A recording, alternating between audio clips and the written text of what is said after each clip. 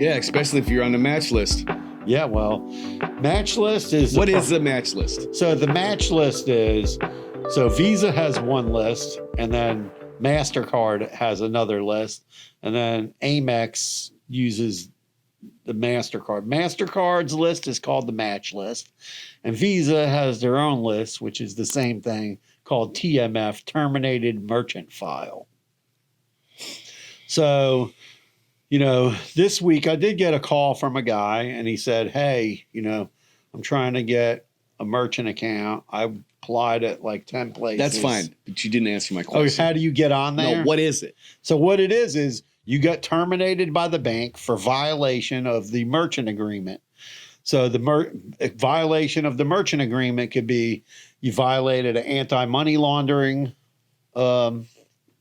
situation.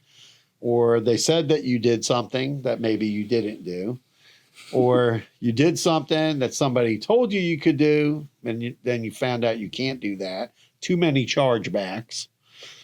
Too many chargebacks will land you on there, especially if they think there's fraud. You don't ship out. Let's say you're shipping and you're not shipping stuff out and you're getting a ton of chargebacks. You're going to end up on the match list. You owe fees to the bank. You're going to end up on the match list. So they go to debit your fees and they can't get the money from you. You're going to be on the match list. Okay. That's pretty much the most basic. Or you're selling stuff you're not supposed to sell. Like you get set up and you say, oh, I'm selling cigars on my website. And instead of cigars, you're selling hemp. You got you got some pages down the, a few pages in, and all of a sudden there's a bunch of hemp products, and you're not approved for that. Listen, people do stupid stuff all the time. Like, we had a guy. Well, I think that a lot of times people, they don't know that it's them making a mistake. I mean, sometimes I'm sure people are trying to get over, right? Right. Sometimes it's willful. And some people are just genuinely like uneducated on what they can and can't do with their merchant account. I would assume that would be more of the case than... Yeah, a lot of it is... Some of it is willful, like people get set up for a product, or they send me a website with like electronics on it, and everything's priced evenly. They're selling either cannabis or there's some kind of gambling situation going on. You're assuming that? We've caught people doing that. Right. So we know that that's what they're doing. Or...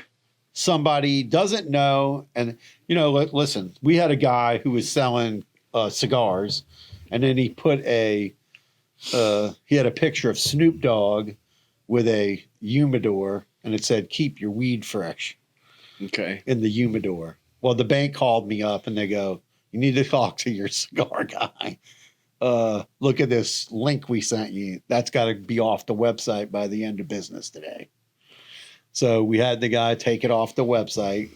You can't use the words marijuana, cannabis, weed can't be on your website. That's a big no-no. And you could say keep your so stupid. You can say keep your tobacco products fresh in here. And what about flour? You could say the word flour. You could say hemp flower, but you can't say the word cannabis or weed. Keep your weed fresh.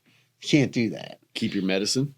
No, but I'm just saying, so the guy took it off, and he had a couple of blog posts also that needed to be removed. Oh, my shoulder is killing me, ladies and gentlemen. I'm sorry for. But if you're working with a good provider, they're going to come to you and go, "Hey, you made this change. You're not supposed to do that." Another big no-no of selling is.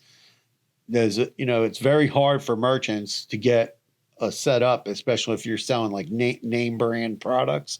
So we have guys that sell watches and wallets and stuff. And a lot of it's, from high-end retail, high-end brands. Mm-hmm. And you have to have a licensing agreement to be a reseller. All right.